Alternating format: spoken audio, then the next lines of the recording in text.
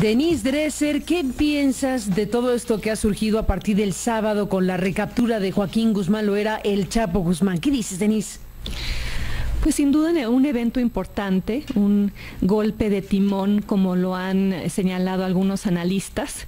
Es nuestro Osama Bin Laden, con una recompensa de $5 millones por su captura. ¿Es un logro para el gobierno de Peña Nieto? Pues sí y no. Sí, por la continuidad en la búsqueda que empezó desde los años de Calderón, y no porque constituye la continuidad con una política calderonista que ha sido fallida. O por lo menos cuestionable. ¿Y a qué me refiero con esto? La aprehensión de los cabecillas, como hizo Calderón a lo largo de su sexenio, la exhibición de ellos en los medios, que el gobierno se dé palmadas en la espalda como si esa fuera la solución al problema cuando no lo es. Como señala el especialista en seguridad Eduardo Guerrero, la aprehensión de capos en los más altos niveles, en la punta de la pirámide del narco, no necesariamente lleva a la destrucción de los cárteles en México ni al fin de la violencia. La lucha por el liderazgo y por el control territorial no se resuelve con simplemente la aprehensión del Chapo. Y resulta difícil creer que el Chapo no tuviera un plan B, un plan de sucesión en caso de su captura. Lo interesante va a ser cómo reaccionan sus adversarios, sus enemigos, si van a percibir esto como una coyuntura de debilidad y se van a lanzar contra el cártel de Sinaloa y su territorio, sus mercados y cada esquina y cada plaza, y eso llevaría a un exacerbamiento de la violencia que ya hemos visto. Pero ¿por qué tendríamos que pensar en que no hay sucesión, digámoslo así, si está el Mayo Zambada, si está el Azul Esparragosa, si está libre Caro Quintero? No, claro, hay liderazgos ahí, pero quizá los enemigos lo perciban como este es nuestro momento para adueñar o para tratar de pelear por mercados que el cártel del Chapo controlaba. Pero más allá de eso, Carmen, creo que, y Lorenzo, creo que hay que hacer una reflexión que va más allá de la captura del Chapo, y ojalá usáramos este momento para reflexionar sobre la guerra que estamos librando contra el narcotráfico, aunque nadie en el gobierno quiera hablar de ella, y ya ni se use la palabra guerra, ya no se le llame así, pero la guerra de baja intensidad o de alta intensidad, en los casos, por ejemplo, de Michoacán y de Acapulco, sigue ahí. La vamos a seguir librando de esta manera, cuando es probable que en California se legalice la marihuana muy pronto. Si la respuesta es positiva a mi pregunta, entonces habría que librarla con más inteligencia, como sugiere Edgardo Buscaglia cada vez que lo entrevistas.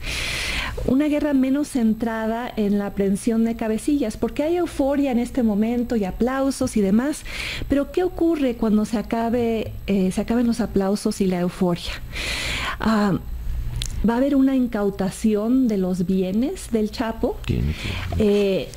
Vamos a celebrar el éxito de una estrategia de combate al lavado de dinero.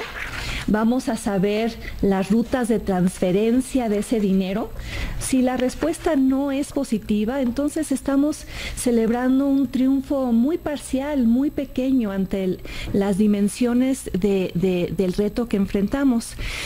Buscaglia también dice una guerra menos centrada en el despliegue de tropas y más enfocada al problema que explica la violencia y la inseguridad. Pues la inexistencia de policías y cárceles y jueces funcionales. Y también reflexionar sobre una estrategia menos centrada en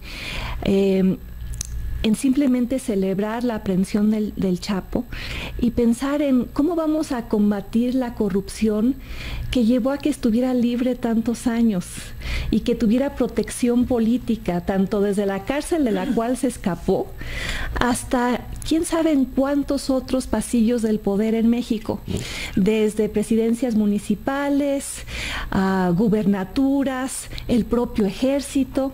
¿Cuántos años estuvo libre, Carmen? 13 años libre. 13 años en los cuales el Estado mexicano, que decía que lo perseguía, no lo pudo encontrar ni capturar. ¿Y cuántos años desde que el obispo de Durango nos dijera, yo creo que 4 o 5, que todos sabían dónde estaba el Chapo, pero que nadie se atrevía realmente a buscarlo?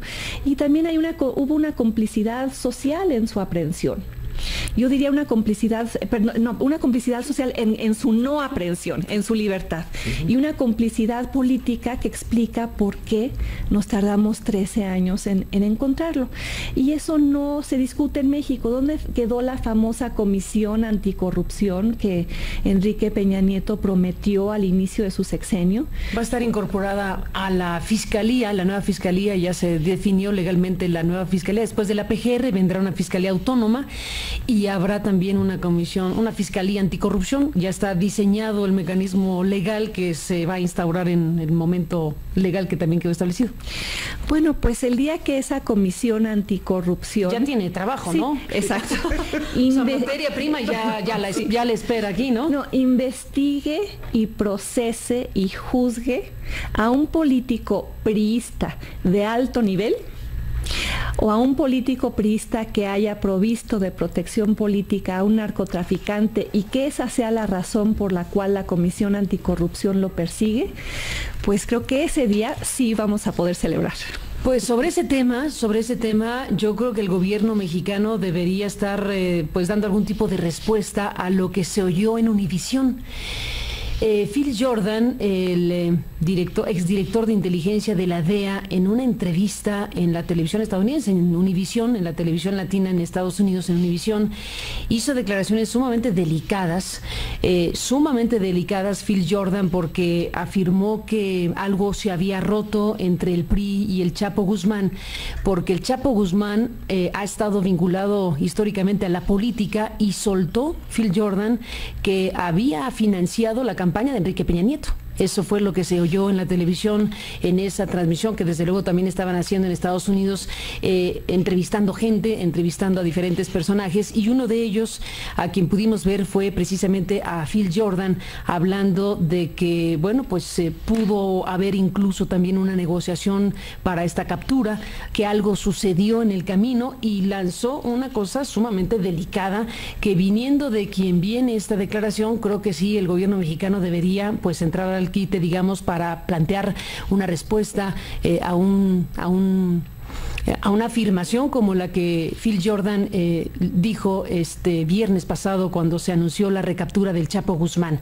Lo dejo ahí como una alusión a lo que se pudo ver en las coberturas en México y en este caso en los Estados Unidos, hablando de un financiamiento de este cártel de Sinaloa a campañas políticas y vínculos entre el cártel de Sinaloa y la política, y llegó a mencionar lo que acabo de decir en la televisión, en este programa que vimos, y que pues convocó a Phil Jordan para opinar y para decir lo que dijo en esa transmisión. Sergio Aguayo, pues ¿qué ves en este asunto? Buenos días y bienvenido en la recaptura. Buenos días, Carmen, Denise, Lorenzo. Mira, mis comentarios van en una doble vertiente. Primero lo coyuntural y luego lo estructural. Se ligan, por supuesto. Lo primero es, como Lorenzo, reconocer el éxito del gobierno. Creo que hay que aceptarlo. Fue un buen trabajo de inteligencia que culminó con un operativo quirúrgico extraordinariamente bien ejecutado, en el cual quienes estuvieron en la vanguardia fueron la Marina, los marinos.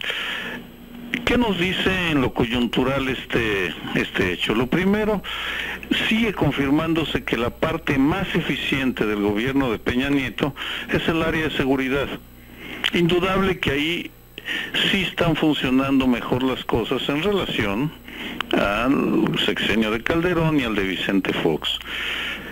¿Qué nos dice también? Que en 15 meses se recompuso la relación con los servicios con el aparato de seguridad estadounidense, porque en este operativo es notable la armonía que hubo, no solo en la colaboración, de lo cual nos enteramos de lo que nos quieren decir, sino de la manera como se presentó en público, que salvo algunos granitos negritos en el arroz, como el comentario de Phil Jordan, que sí es importante, coincido contigo, Carmen, pero no desentona con esa imagen de buena coordinación, de eficiencia, de un trabajo conjunto.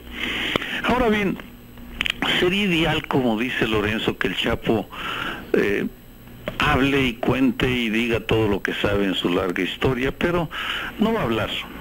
No creo que hable porque es un personaje de la vieja escuela, y seguramente llegará algún trato para que respeten a su familia y a parte de sus propiedades, tal y como está sucediendo con el Ester Gordillo y con otros personajes que pasan, que dejan el protagonismo, que dejan los primeros lugares porque dejaron de ser funcionales, y en poco tiempo el Chapo Guzmán desaparecerá de las noticias como Noriega, el panameño, y quedará para corridos, películas, telenovelas.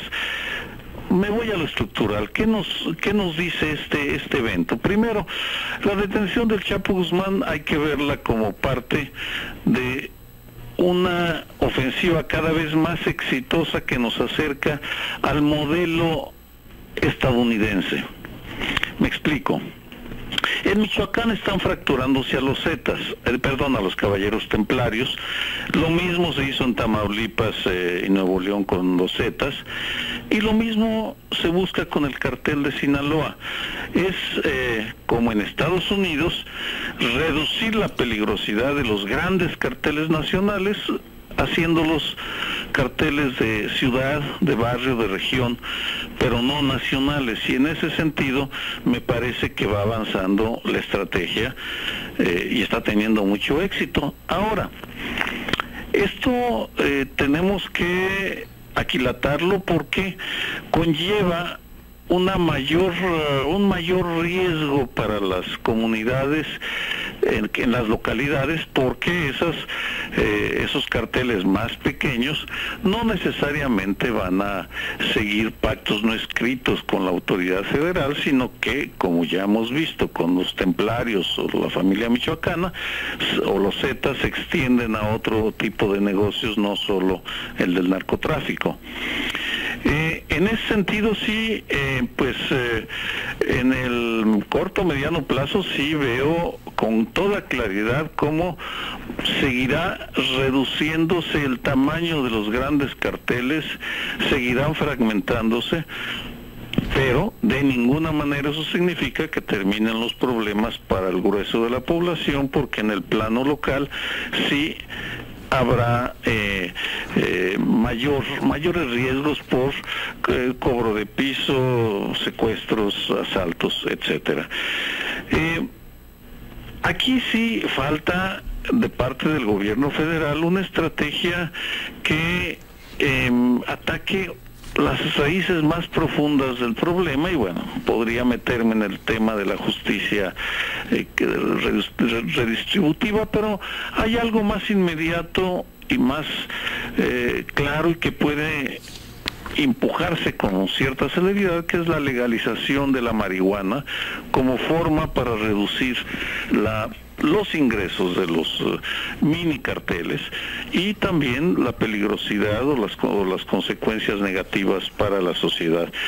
Pero, dicho esto, en los primeros 15 meses del gobierno de Peña Nieto, y como síntesis de este razonamiento, estamos viendo una transformación en el panorama, en el sentido de que se reduce el tamaño, se fragmentan los grandes carteles, y vemos la proliferación de mini carteles a lo largo del territorio nacional. Pues veremos, Sergio Aguayo, Denise, Lorenzo Meyer, qué es lo que viene después de la recaptura del Mayo Zambada. Para contrastar lo que dices también, Sergio, imposible olvidar aquel encuentro de don Julio Scherer con el Mayo Zambada, aquel encuentro que sostuvieron en abril del 2010, en donde el Mayo Zambada, compadre y socio del Chapo Guzmán, le decía a don Julio Scherer: si me atrapan o me matan, nada cambia. Ahí lo dejamos para recordar esa aportación periodística de don Julio, a quien le mandamos, por cierto, muchos saludos. Volvemos después de la pausa. Bueno, seguimos aquí porque ya mejor entramos al aire de lo que están diciendo, mejor al aire, ¿no?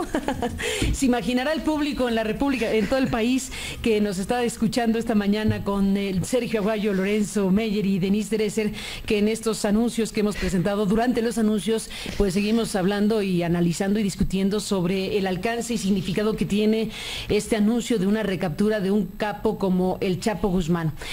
Bueno, veníamos, y si les parece retomemos el hilo de lo que yo llamaba la construcción de un símbolo.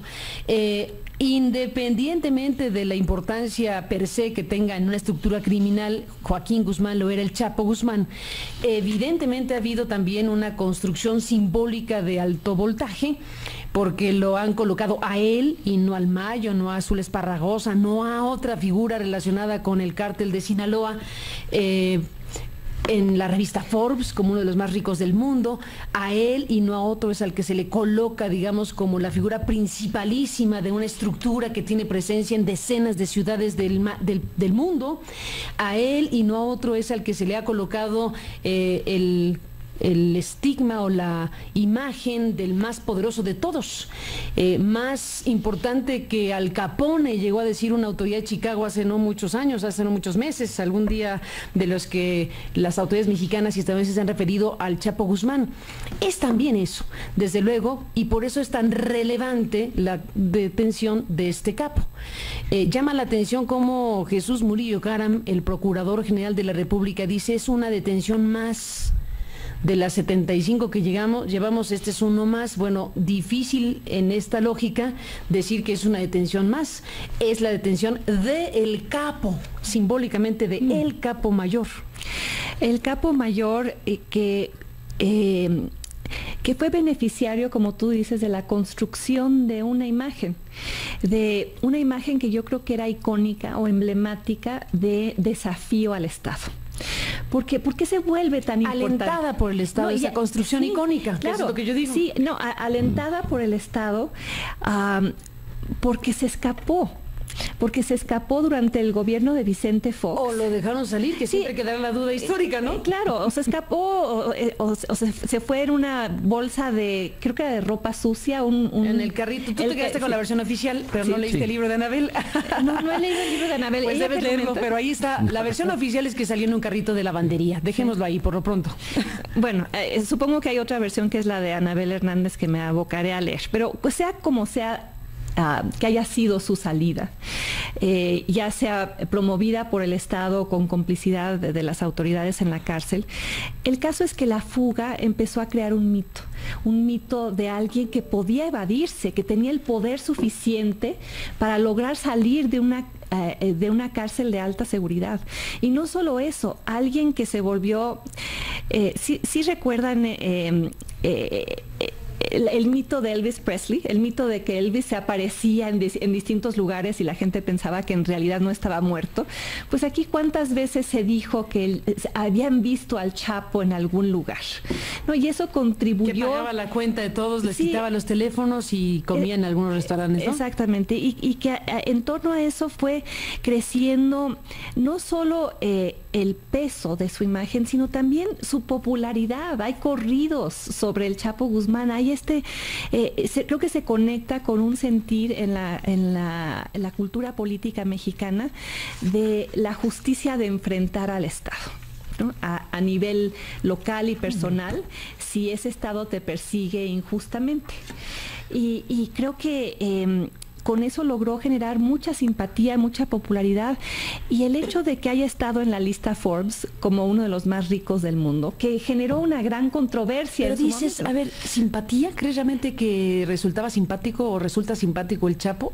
Bueno, quizá... No me lo parece. Puede ser que Pablo Escobar Gaviria en Colombia, en su contexto y en su circunstancia, pudiera haber tenido esa expresión. Sí, quizás simpatía... Pero yo no sé si el Chapo Guzmán... Sí, tienes razón, creo que simpatía no es la palabra. Yo diría cierta admiración perversa por alguien que desafía exitosamente al Estado mexicano y que desde hace 13 años haya habido una recompensa sobre su cabeza, y la DEA y la Marina y el Ejército y todos los aparatos de inteligencia mexicanos y estadounidenses persiguiendo a este hombre a quien no lograban encontrar.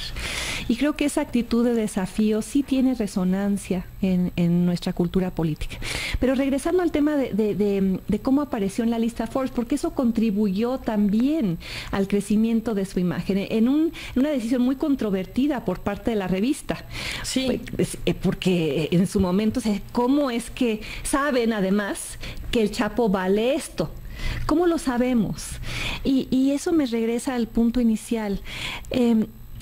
¿Realmente van a cambiar las cosas de manera sustancial con su aprehensión? Porque tú decías en el corte, y ojalá pudiéramos estar al aire en los cortes, que quitaron a Elvester y todo quedó igual. Pusieron a alguien en el Sindicato Nacional de Trabajadores de la Educación más afín a los intereses de Peña Nieto, pero el clientelismo, el corporativismo, la opacidad en el sindicato persiste. El Mayo Zambada también ha dicho que si me atrapan o me matan, nada cambiará. Y no estoy tan segura de que esto entrañe necesariamente el debilitamiento del cártel o su desmembramiento para hacerlo más pequeño y menos peligroso, como sugería Sergio, porque, insisto, yo creo que hay un plan de sucesión dentro del cártel. Y hay toda una estructura armada que trasciende a México, que está en Europa, que está en Estados Unidos, que está en Asia, y esa operación es parte de un engranaje ya muy bien hecho. Un funcionario del gobierno de Calderón perdió el puesto por haber dicho algo políticamente incorrecto, que yo voy a repetir y sé que no me va a costar mi presencia en la mesa. El mercado del narcotráfico es uno de los pocos mercados funcionales en México. Funciona con base en la oferta y la demanda. Es un mercado altamente competitivo en el cual los operadores compiten entre sí para ofrecer mejores productos a mejores precios. Ante un mercado así, ¿qué va a poder hacer el Estado mexicano o cualquier Estado? Lo dejo como pregunta. Combatirlo, se supone que debe hacerlo, pero bueno, regresemos. Pero eso es combatir, es librar una guerra que nadie nunca va a poder ganar, Carmen. El gran tema, desde luego. Volvemos después de la pausa, si me lo permiten. Por cierto, hablando del asunto, hoy Vicente Fox, el expresidente de México, escribe un artículo en El Universal, columnista invitado, que titula "Legalizar la marihuana es la libertad de elegir". La opinión pública está a favor de la legalización de la marihuana por sobre políticas prohibicionistas de gobierno, dice Fox, y agrega en alguna de las partes de este artículo que el gobierno federal y el gobierno del DF están a la defensiva, resistentes al cambio y se perciben titubeantes y tibios, dice el expresidente de México. Volvemos. Dejo estos dos audios, Lorenzo, Sergio, para que ustedes mismos los puedan escuchar junto con nuestro auditorio y entremos a explorar esta otra vertiente de información que surgió con motivo de la cobertura, de las amplias coberturas que se han dado en México y en otras partes del mundo sobre la captura del Chapo Guzmán. Phil Jordan en Univisión en esta transmisión. Pero yo nunca pensaba que con el PRI lo iban a arrestar, porque Chapo Guzmán metió mucho dinero a la campaña de Peña Nieto, así es que me sorprendió cuando aprendí que lo arrestaron allá en Mazatlán. Eso está eso está documentado en inteligencia de los Estados Unidos, pero yo no te puedo presentar papeles, pero yo sé que en la inteligencia que teníamos o que tenemos, Chapo siempre ha estado metido en la política. Bueno, pues esto fue lo que dijo Phil Jordan, exdirector de inteligencia de la DEA, en este noticiero de Univisión, junto con otros especialistas que opinaron. Pues se entrevistaron a Jordan en la televisión estadounidense y dijo una cosa así como comentábamos. Bueno, por el alcance, por el significado y por la gravedad de estos dichos, obviamente pues esperamos una respuesta, alguna postura del propio gobierno mexicano. Lorenzo Meyer. Bueno, tiene que ser una respuesta negativa. Es decir, que desde luego no existió esa relación, pero nosotros sí podemos especular. Un negocio de estas magnitudes, como todos los negocios de gran magnitud en México, legales e ilegales, tienen una relación con quien detenta el poder. No es posible que nosotros, como simples ciudadanos, sigamos el camino del dinero, pero podemos sospechar... Pero hay autoridades que deberían seguirlo. Bueno, que no solamente el Chapo, cualquiera de los grandes capitales mexicanos debió de haberle metido dinero a la campaña de Peña Nieto como simple medida de protección. Pensemos en todos los mexicanos que estaban en Forbes. Es muy posible que todos hayan metido dinero a la campaña. Claro que se podrá decir que aunque no es legal, pero ellos no son ilegales. En el caso del Chapo, la ilegalidad es doble. Él es ilegal y mete ilegalmente el dinero a la campaña. Pero bueno, eso importa relativamente poco. Lo que Jordan señala es quizá importante por de quién viene, pero no porque nos asombre. ¿O a ti te asombra que una organización criminal aporte dinero a una campaña que se veía ganadora? Eso pasó en Colombia, ¿no es así? Eso está ahí. Ya está escrito en otras partes y aquí me parece que seguirá siendo el caso. Lo importante en relación a lo que discutíamos tú y yo, Carmen, que Sergio no pudo entrar a la discusión, es que si esta captura ha sido preparada de antemano. Y por mucho tiempo. El haber creado en el Chapo una figura tan emblemática, tan gigante, que cuando cae es quien la derriba, mata gigantes. Y ese es el mejor símbolo para un presidente de que acaba con uno de los grandes retos del Estado, en la medida en que hay Estado en México. Ahora, la pregunta es también muy elemental: ¿por qué no lo hicieron antes? A Felipe Calderón le convenía enormemente, y sobre todo ya al final, cuando todo estaba hecho un desastre su política, cuando ya se le veía que no solamente el proyecto de Felipe Calderón, sino el proyecto del PAN, el PAN completo, queda fracasado después del sexenio de Calderón. ¿Pudo haber hecho esa captura él? Yo creo que no. Pero entonces, si está más o menos arreglada la captura, que es un supuesto, ¿no? A lo mejor pasó lo que ellos dicen que pasó, que fue un trabajo de inteligencia y de voluntad y ¡zas!, cayó ahora. Sospechamos que podía haber caído antes. Sospechamos que estaba la figura muy crecida, demasiado emblemática, estaba lista. El fruto estaba maduro, pero estaba maduro desde hace mucho tiempo. Ese fruto lo pudo haber cosechado otro presidente. Imagínate lo que hubiera significado para Calderón, que ahora no tiene más que andar mandando mensajitos ridículos diciendo que este es el resultado de un trabajo que él preparó. Bueno, eso no se lo cree. Hubiera sido mejor que no hubiera hablado, porque así es un tiro que le sale por la culata.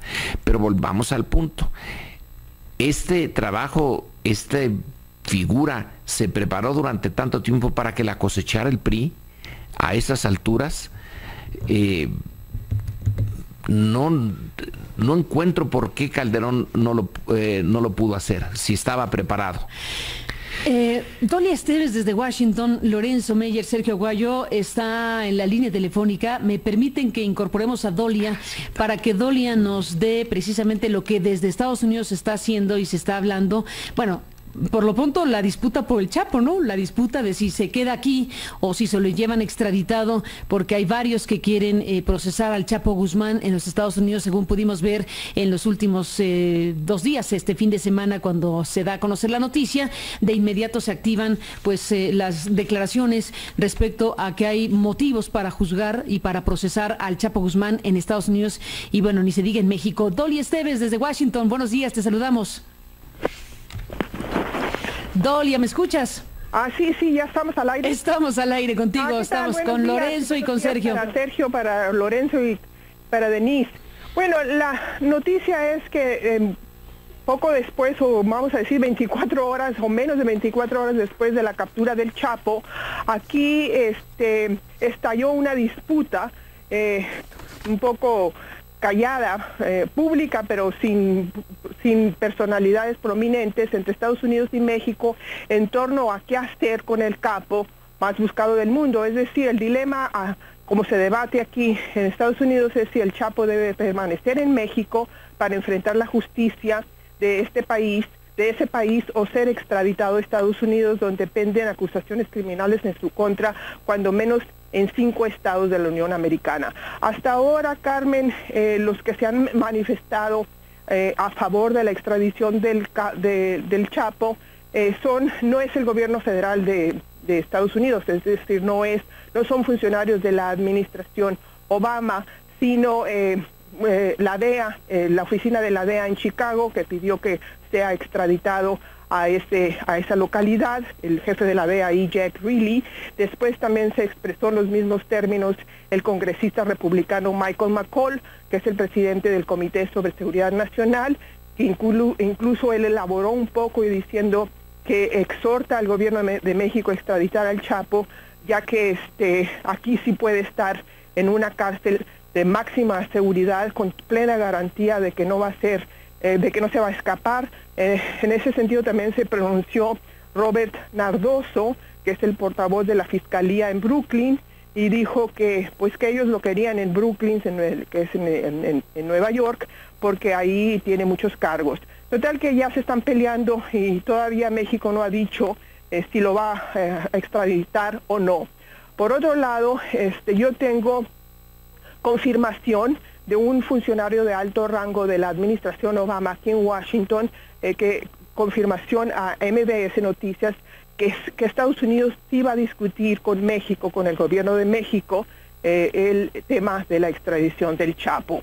Yo creo que la dependencia con la que se discutiría este tema en base a los protocolos y lo que ha ocurrido en el pasado sería la Secretaría de Relaciones Exteriores.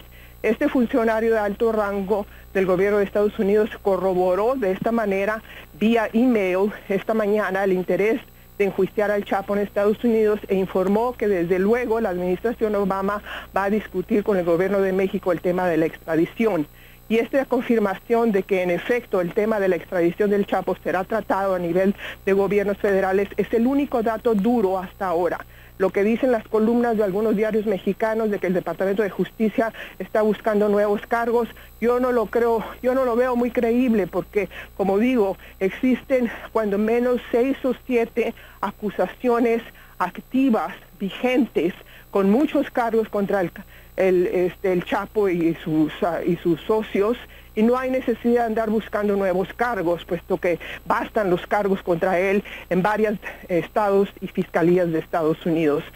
Sobre la posibilidad de que Barack Obama y Enrique Peña Nieto hablaran del Chapo en la reunión en Toluca la semana pasada, que es lo lógico, puesto que estaba en pleno operativo la operación para arrestar o detener al Chapo, que es lógico que sí hablaron, aunque la persona con la que hablé esta mañana o que me comuniqué vía email me dijo que sí pudo haber sido el caso, pero que esa persona lo desconoce, puesto que era una reunión privada. Y hasta ahora los que han hablado de extradición, como digo, ha sido la Fiscalía, la DEA y el congresista McCaul, republicano, pero la declaración de este funcionario es la primera que sí reitera, corrobora el interés del gobierno de Barack Obama de discutir porque obviamente se tiene que discutir con el gobierno de México la posibilidad de extraditar el Chapo. Estados Unidos no se va a lanzar sin una previa discusión y aceptación por parte del gobierno de que sí van a aceptar extraditarlo, ¿no? O sea, se tiene que negociar en privado, vamos a decir así. Por otro lado, me dicen que el día de hoy el gobierno de México va a dar a conocer su posición respecto al tema de la extradición. Vamos a ver si es cierto. Hasta ahora lo único que tenemos es una declaración un poco improvisada del embajador de México aquí en Washington, Eduardo Medina Mora, quien manifestó cuando un grupo de periodistas lo encontró en una reunión pública aquí en Washington y le preguntaron ¿se va a extraditar el Chapo? Y él simple dijo que manifestó que considera importante que primero enfrente cargos a México.